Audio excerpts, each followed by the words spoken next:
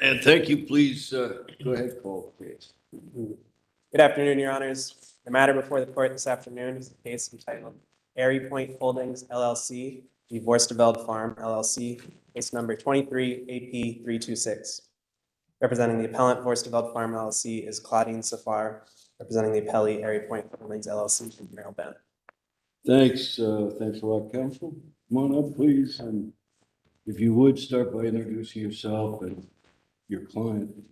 Go ahead.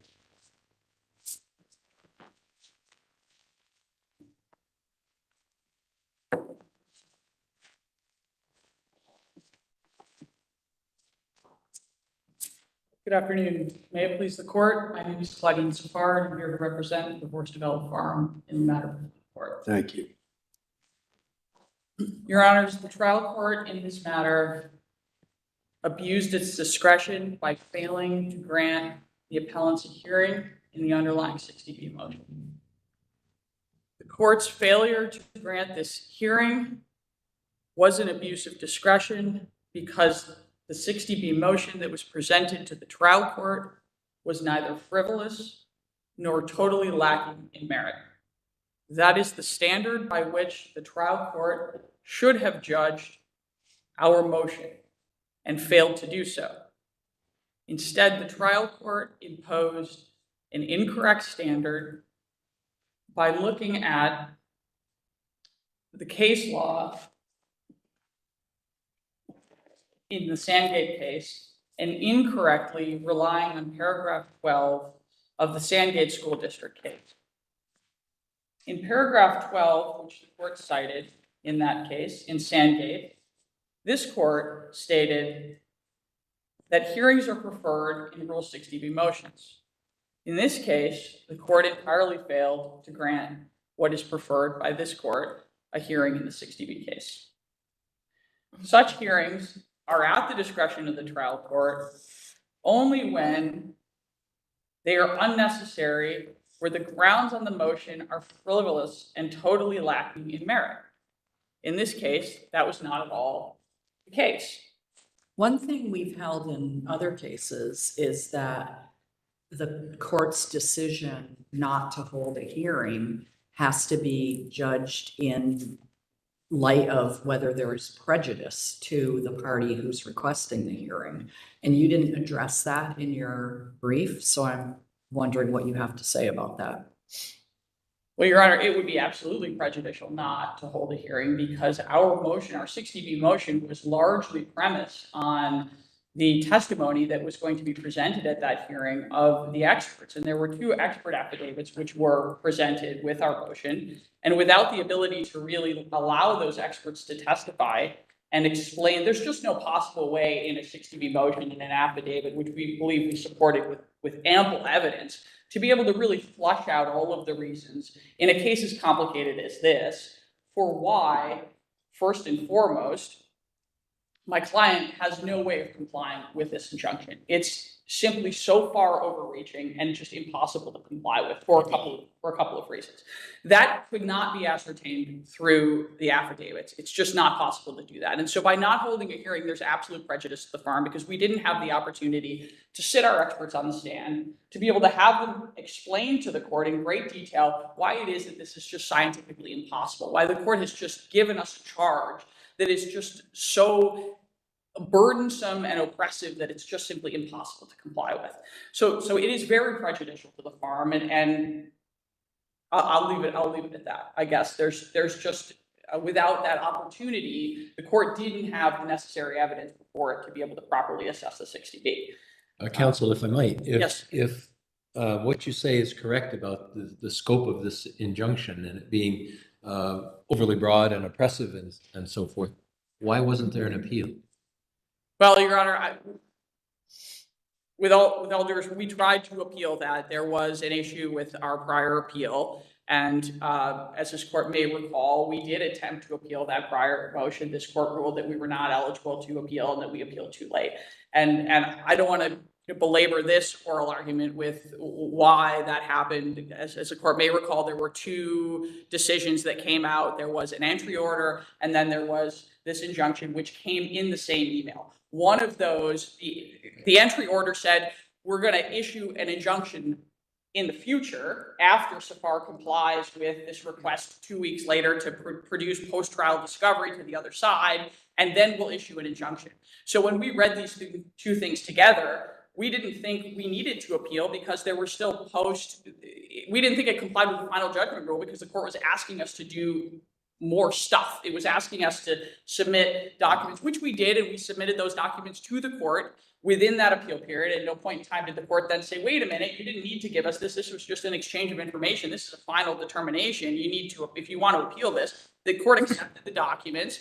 And so we did what we thought we were supposed to do. And then we were waiting for the court to issue some type of a final ruling. And then at that point, we got Attorney Bent's judgment of costs, and we said, wait, we don't understand this because this isn't final. It can't possibly be final because the court said they would, and that's would is a future term. Anyways, I understand that ship has sailed. I'm not here arguing about that.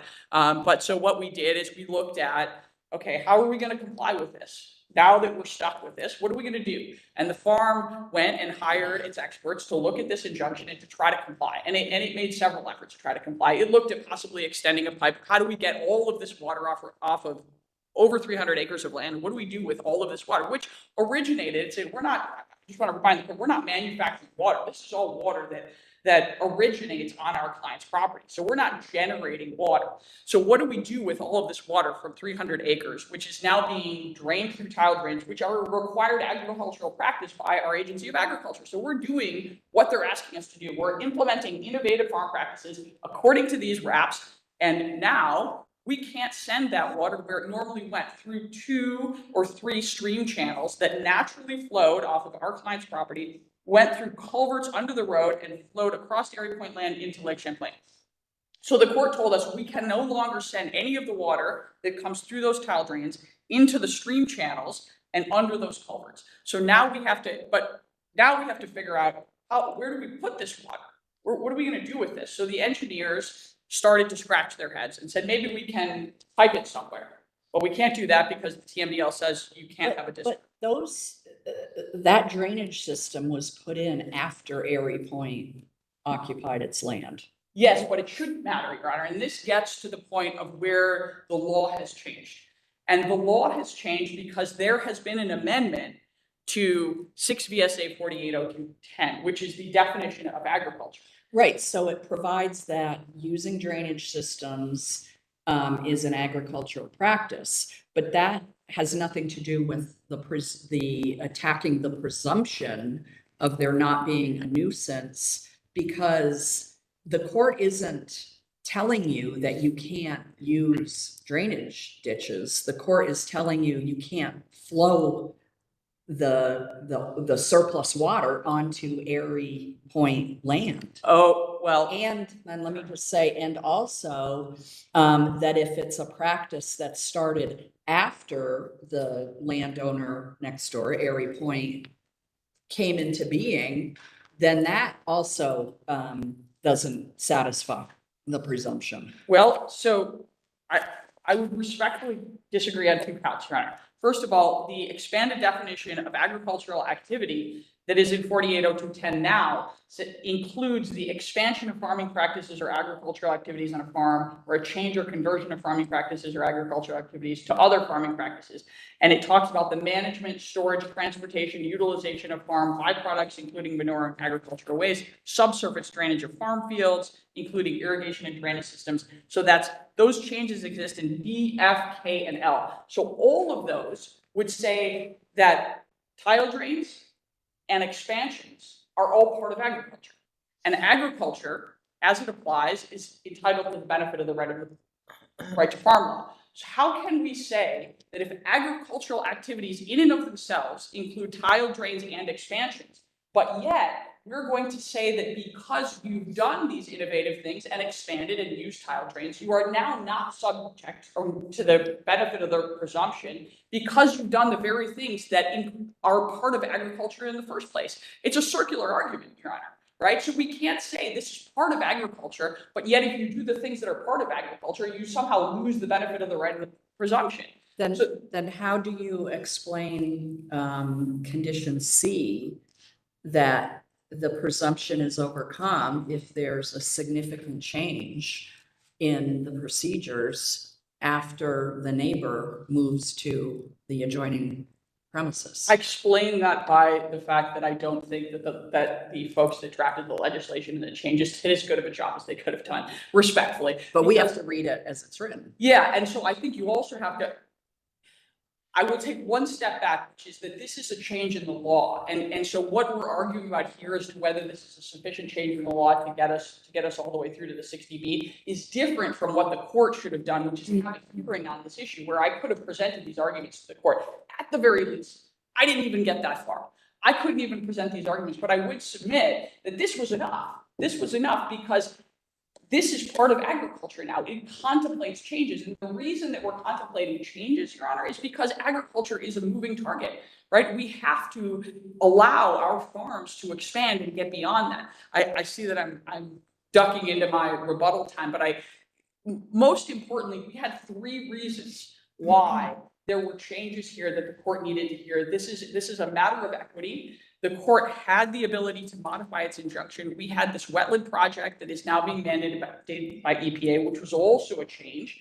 On top of it, the factual circumstances had abated. We presented expert testimony to show that those very issues which gave rise to this injunction in the first place were no longer in effect. And we said, let's go look at it. Let's walk on Aerie Point's land. The court said, well, I'm not even going to do that. So we presented plenty to the court that it had in order to grab onto to just simply grant a hearing. And the fact that it didn't grant a hearing, all of that before it was very clearly error. I have one more question before you sit down. I was really curious about something. In your brief, you talked about your clients and they're, been in Vermont for a long time and have been farming. And then you mentioned Aerie Point and you said they're from out of state. And I'm just wondering what relevance that has to Perhaps this not, case. Your Honor. Perhaps none. Perhaps none, other than the fact that our clients understand farming and what farming is about. And if someone didn't perhaps live next to a farm and understand that farms stink, and Addison County one of these things involved a smell injunction as well. So I don't think it has anything to do with. My concern was, and you can probably imagine that anyone would have the idea that that would affect our decision. I wouldn't expect it to. I'm here before the court to argue about the legalities of the mistake that the trial court made in this instance. Counsel, I hate to steal a little bit of your time, but just wanted to ask you, is there any place in the record where there's something from the EPA either saying that negotiations are over or that there's no possibility of complying with the injunction and its mandates? There is in the record, if I may, Your Honor, so in the record,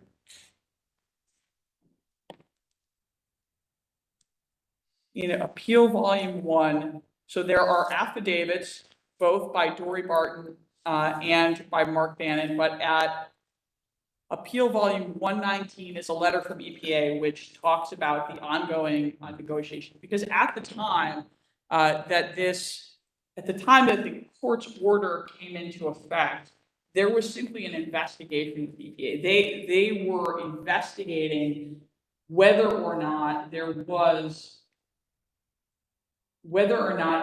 we filled the jurisdictional wetland.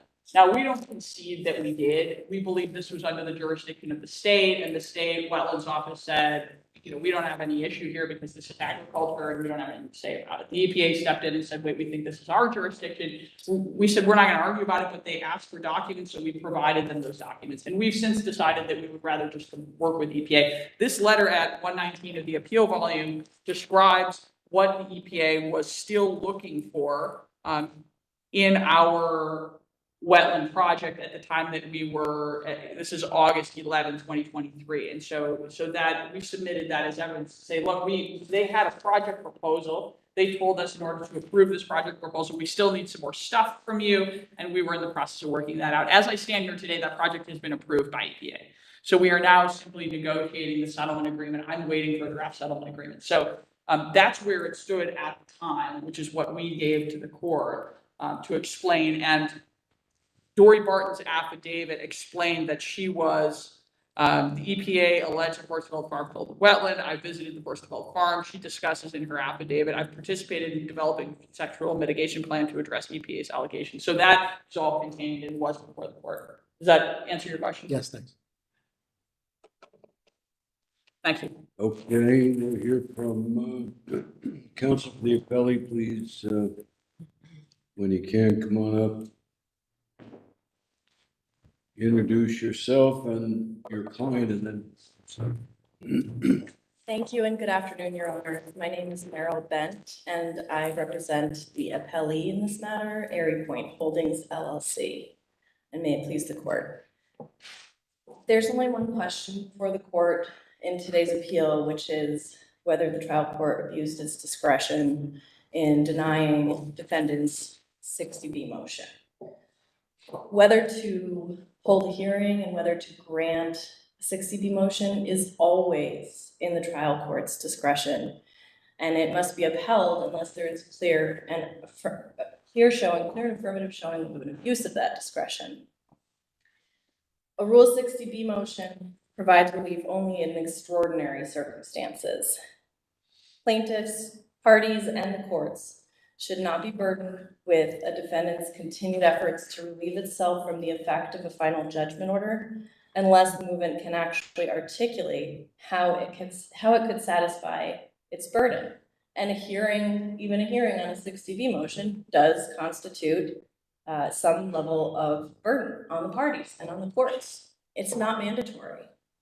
There's a need for the just and speedy determination of cases, and there is especially a need to avoid encouraging litigants to engage in a long, dragged-out post-judgment process that dulls the potency of judicial orders. But if that's the case, why is there a preference for a hearing? There's a preference for a hearing. I think it most often arises in cases where a party is seeking to undo a default or a summary disposition of a case. So that preference arises because courts do prefer to resolve matters on the merits, but this isn't that case. We've already been through the merits. We've had an entire 6-day trial on the merits. There was an opportunity for an appeal. It was not taken. And notwithstanding the arguments for why, that's the mechanism. And so there is a preference for a hearing, but I think that it most often arises in the case where you should hear whether a party had a defense to the underlying action to begin with. That's all vetted in this case. The court has heard all of that argument already, and a 60B motion is not intended to be a backup appeal. And it's not intended to allow a party an opportunity to try to undo tactical decisions it made at the trial level that turned out not to work out. What about the argument that there have been changes in the facts of the law? Thank you, Your Honor. Well, the trial court correctly concluded that there had not been changes in the facts or the law. With respect to the EPA action, the trial court correctly concluded that that was not a post-judgment fact. In fact, the appellant's own motion before the trial court, the 60B motion on the very first page says that the EPA proceedings started before the trial occurred. It's on printed case 38. So at that point, they could have raised the prospect, at least, of the EPA action, whether it had developed into an enforcement action or not, because they knew what the plaintiff was seeking. They were seeking an injunction. They wanted to stop this conduct from ongoing. And if they had any concern at that point that there might be some conflict between what the EPA might require and what the court might require, that was the point in time to let the court know, hey, we've got this other consideration that you really need to take into account. What about the changes in 4802? So the court also correctly concluded that the changes in law, I mean, the statute that we're talking about, the amendment to the statute, it's straightforward. It's clear on its face that it wouldn't have changed the outcome for the reasons that Justice Carroll very succinctly was able to articulate. And it was easy for the trial court to assess that it wouldn't have had any change. It wouldn't have had any impact on the outcome of the case.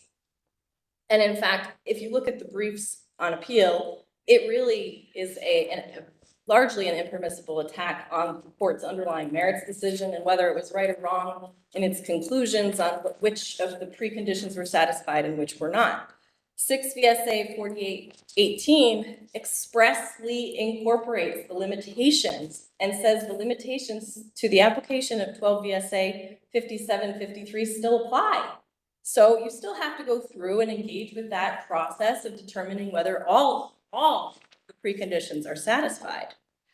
The trial court found that the appellant not only failed to satisfy precondition D, but also A and C. So with respect to D, the trial court was very clear that the changing activity, the addition of the tile drains, was not what prevented the appellant from establishing that precondition D was satisfied. Rather, it was the fact that it was shifting the burden of its waste onto its neighbor, which is not a protected agricultural activity. And furthermore, it's actually an ongoing trespass. Nuisance is non-trespassory. That is a trespass. And so the rebuttable presumption doesn't even apply to the ongoing discharge of excess water and waste onto Aerie Point property. But the court went through that initial analysis anyway, because the court said arguably all of these claims could constitute nuisance, but then subsequently determined that the actual disposal of excess water and particles on Aerie Point's property was a trespass in addition to being a nuisance. So, Ms. Penn, I just want to make sure I understand that, because the way I read Judge Teachout's decision after trial was that she wasn't faulting the tile system itself. She was that the farm had used that system, but rather where the waters ended up expelled on your client's property. Is that accurate? That's exactly right. Okay.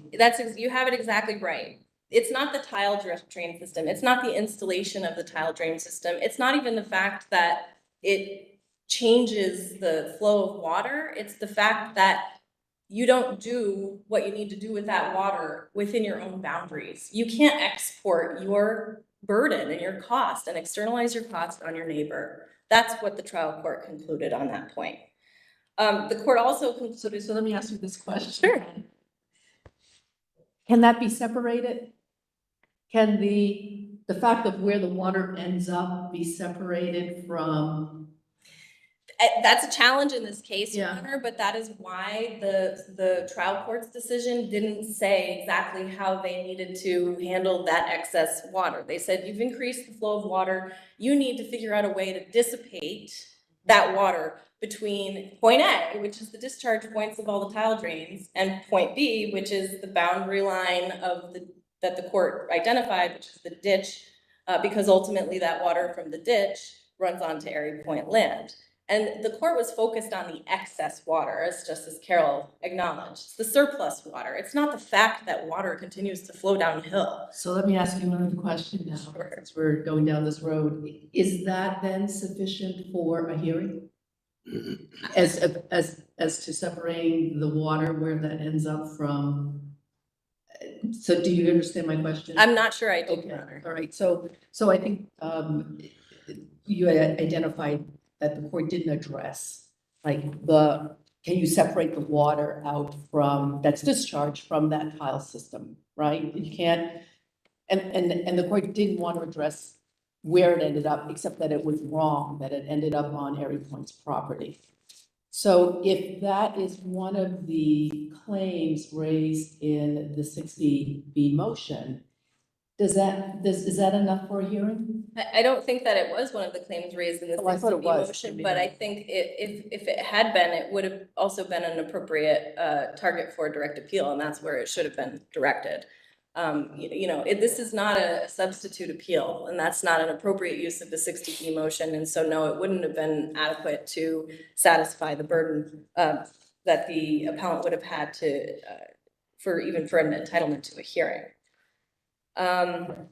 And then I would also point out that even if appellant was correct, which they're not, about the the change in the law having some impact on the presumptions that might apply in the first instance. The court also went through the analysis and determined that Aerie Point had presented sufficient evidence to overcome the presumption at trial.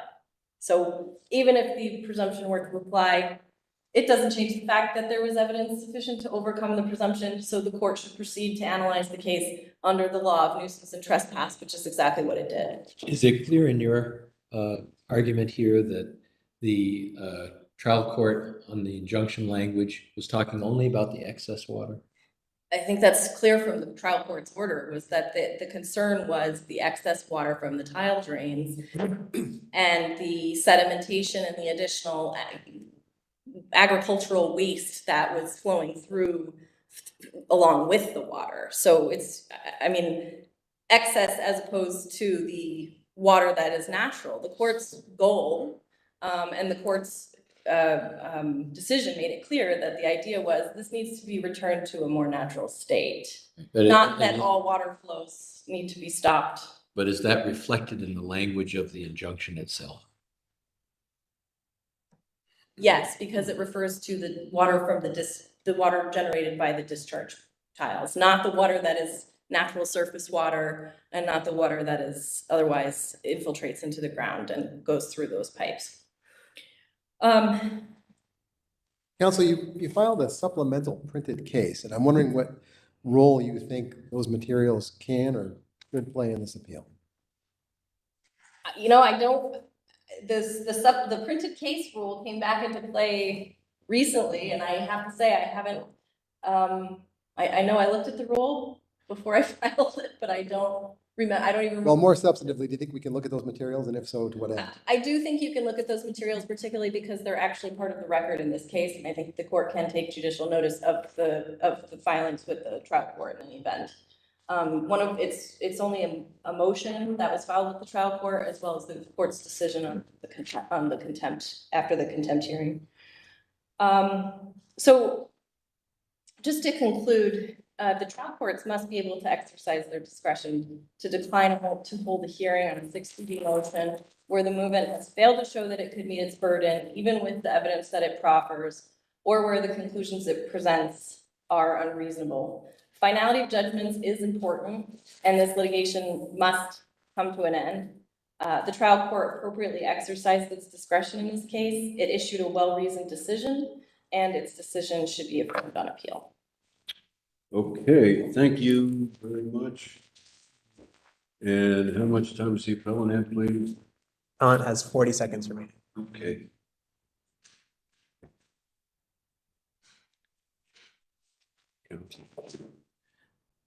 Judge Waples, Justice Waples, I think you've nailed the issue. You can't separate these two things out at all. The water that's flowing through the tile system is all water that originates on this property, and precisely what has been said here today by the appellee is exactly the essence of the issue.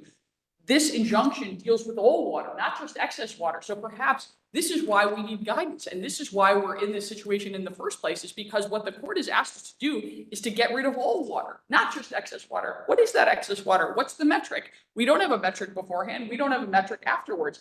This water that comes through the tile systems is all water that originates on that property, and it all goes through stream channels that are extending onto Aerie Point property. Those pre-existed. We are not sending this somewhere else, Your Honors. We are sending this back into those existing stream channels. So I think that's the essence of the problem. Thank you both. Please call the conclusion of the hearing. Next